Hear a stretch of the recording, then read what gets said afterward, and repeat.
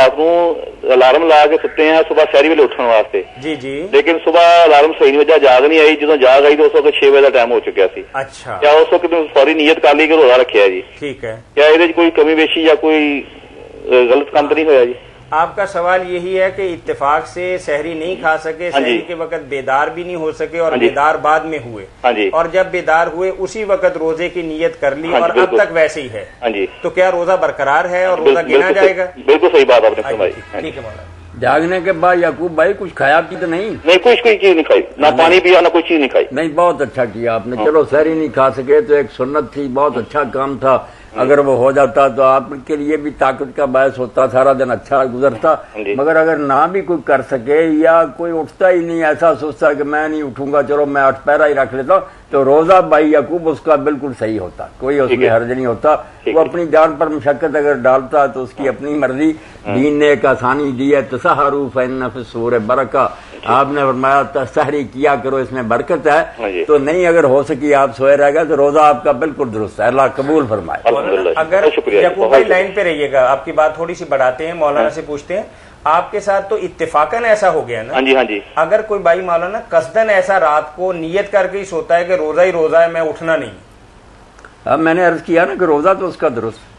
اچھا، سنت سے اس کا کوئی ثبوت ہے؟ نہیں، اس کا ثبوت جو اللہ کے رسول علیہ السلام نے فرمایا کہ اگر کوئی وصال کرنا چاہتا لگاتار روزہ تو یہ سحر سے سحر تک کر سکتا. افطاری کرے ہی نہ، سحری کی اور پھر سحری کے وقت جا کے کھا لیا، شام کو کھولا ہی نہیں. یہ تو صحیح بخاری پڑھی سحر.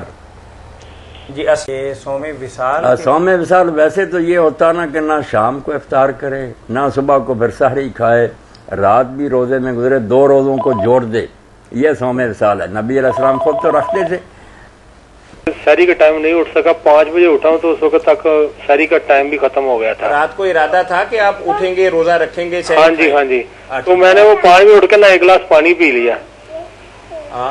یہ غلط کیا نا آپ نے. جب آپ اٹھے تھے اذان ہو چکی تھی، فجر طلوع ہو چکی تھی، تو پینا کھانا کچھ نہیں تھا. سحری کھانا جو ہے نا، جو سمجھ لیا نا کہ جو سحری نہ کر سکے اس کا روزہ نہیں. ہر طرف تو جہالت کا دورہ، بالکل بیوقوفی کی بات. اگر کوئی شخص اٹھتا ہی نہیں ہے صبح کو، وہ ایسا کہتا مجھے یار سونے دو میں نہیں کھاؤں گا سحری، روزہ اس کا درست ہے.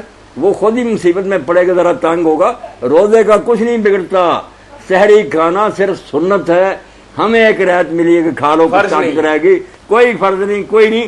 اس لیے رہ گئی تو پریشان نہیں ہونا، نہ کوئی لقمہ کھانا نہ یہ. تو وقت کے بعد جب کھایا تو پھر تو بڑی بربادی ہوگی. آپ کو کیونکہ علم نہیں تھا.